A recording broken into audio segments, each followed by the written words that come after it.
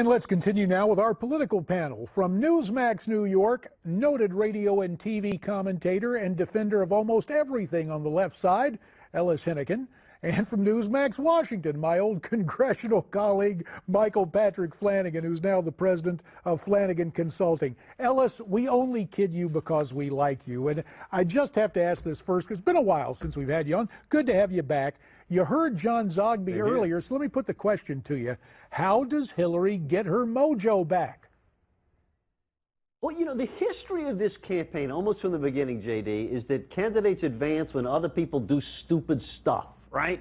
Apparently, no Americans really like either one of these people. And so, really, if you're going to ask me, how is Hillary going to move ahead, my first answer is because Trump is going to screw up and do something really stupid in the next 48 hours, in the same way that Trump has advanced in the last week because Hillary did some dumb stuff. That's the paradigm of election 2016.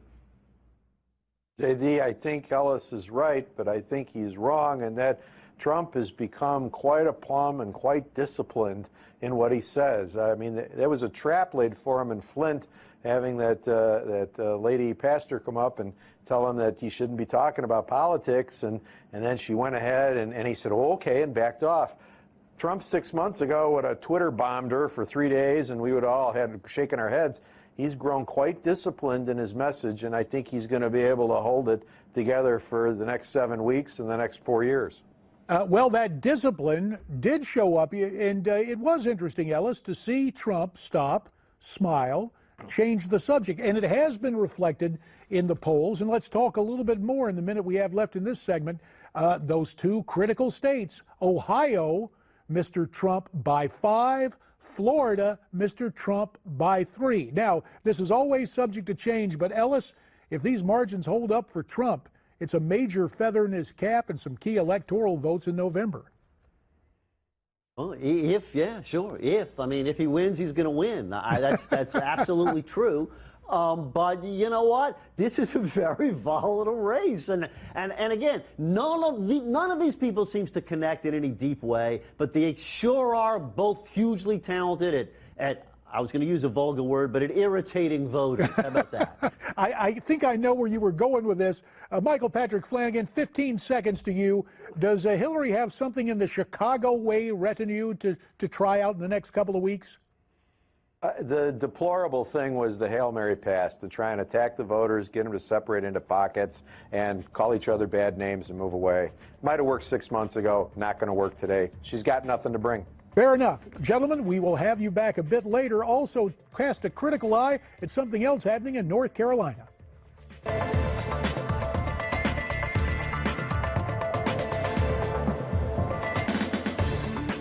The battle over bathrooms in North Carolina is about much more than family values versus political correctness. As Ed Berliner reports, the bigger signs on the doors currently being closed in the Old North State focus on something more important to companies than men or women. The NBA should stick to doing what they do best, which is playing basketball games, and leave the public policy of North Carolina to the people of the state. The game was expected to generate about $100 million in spending in the Charlotte area. And therein lies one of the greatest rubs for North Carolina cities, caught square in the middle of the fight over House Bill 2 in that state, the Public Facilities Privacy and Security Act. And the part of that legislation stating people may only use restrooms which correspond to the sex on their birth certificates. To certain major sports organizations, it's about the flow of civil rights and the flow of cold, hard cash. To get the TV coverage on that type of event, you can't put a dollar value on. And unfortunately, the ACC may follow suit with the NCAA.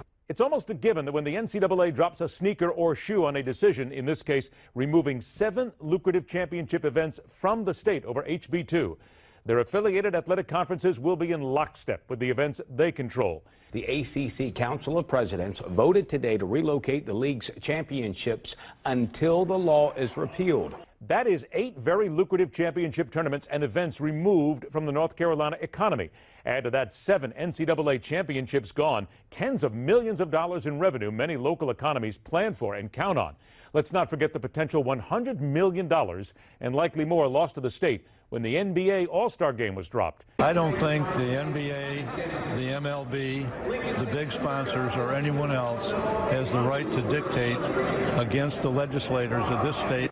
Add to this story that when the Target stores instituted a policy of allowing transgender men and women to use the bathrooms and changing rooms of the gender they identify with at all of their stores, and the reported $10 billion in losses they suffered when consumers protested and took their business elsewhere, you begin to understand this story is just as much about the bucks as it is about the bathroom.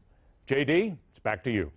Thanks very much, Ed. This is a subject we can address with our political panel as we reintroduce these two gentlemen. Again, from Newsmax New York, our friend on the left, Ellis Henican, and from Newsmax Washington, my old congressional colleague and true man of the right, Michael Patrick Flanagan. Now, North Carolina not only in the news about the different events leaving the state, but a candidate decided she didn't want to boycott there. Hillary Clinton back in the old North State there earlier this afternoon. She is currently tied with Donald Trump in North Carolina.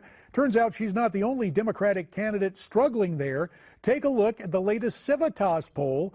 Republican Governor Pat McCrory is 2 points up on Democrat challenger Roy Cooper in the governor's race. So there you have it. Roy Cooper was the guy who wanted to pull HB 2 down, and I guess who was championing all the money being pulled out of North Carolina. I don't know if that's going to work for him in the general election, Ellis. Well, you know, unlike its neighbor in Virginia, North Carolina had been trending Republican, right? It was an unusual state in that way, and Donald Trump has thrown the brakes on that. Now, you know, it's still very close, and Dems might not win in the end, but it's just cases like this bathroom thing that you're talking about, that Ed Berliner was talking about, when the Republicans become so crazed and just off the deep end and kowtow to the most bigoted forces on the religious right, there's a great uproar about it. You know what? If those people really want to have the right to be bigoted, let them lose every single sporting event, let every corporation move out of the state, and they can have their narrow-minded principles if they want, and they can laugh all the way to the poorhouse. Well, I'll tell you, JD, if you're going to sell your principles for money, you might as well sell them to the NBA. They're going to pay a nice big price. I think the people in North Carolina want to do the right thing for the people in their states, and that's okay. Whatever they want to do is fine. That's why we have 50 states. That's why people behave differently. For me, you know, use whatever bathroom you like. I can look the other way, but I don't have children.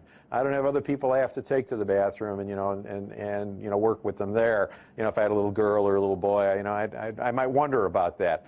People in North Carolina have made a decision in their legislature, and I don't really understand why everybody can't just say, well, this is okay, we can tolerate this here until we can change their minds. Yeah, and we're not going to do that. We're going to scream, we're going to yell, we're going to shout, we're going to try and get this done. I don't get it. I want to pursue something with Ellis because he's defined North Carolina, standing up for traditional common sense values, as bigoted over bathrooms. Now, Ellis, consistent with your position, championing these boycotts and different companies and entities staying out of North Carolina, shouldn't Hillary Clinton do the right thing and boycott any appearance in North Carolina to show her solidarity with the open-minded people you were extolling earlier? That's an absurd analogy, JD. Hillary isn't there doing business. She's there campaigning. She's trying to. It's different in a campaign. I mean, that's a silly analogy, JD. I mean, there's a difference between campaigning somewhere and doing business. Really? And by the way, why aren't you saying, JD? Why aren't you saying the NBA is a private organization? Those corporations are private entities. They have a right to do their business anywhere they please. Why don't you join me in supporting the open free market, JD? Oh, now that's a very interesting point, Ellis, and it's almost as absurd as what you attacked me for a minute ago. But I do appreciate it. Well, then object to it. What's the argument against it? I'm absolutely right. Those are private entities. Well, that's true. They are private entities, just as the state of North Carolina has the right. Gentlemen. Go right ahead, Michael.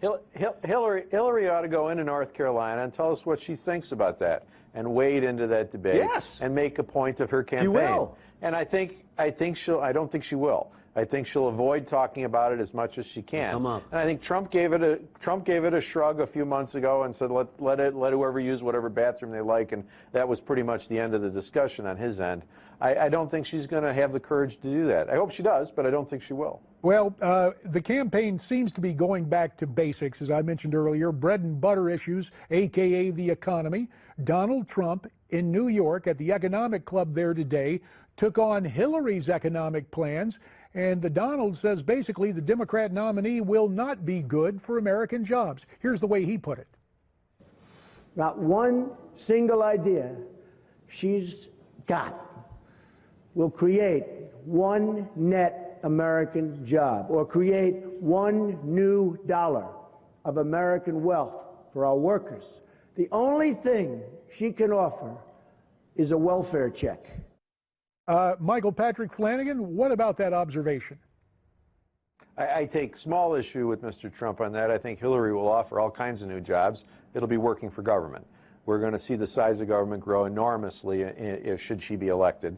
And people will be looking at government as a first place for a career, as a job to get, simply because the government will begin to own the jobs that private sector works now.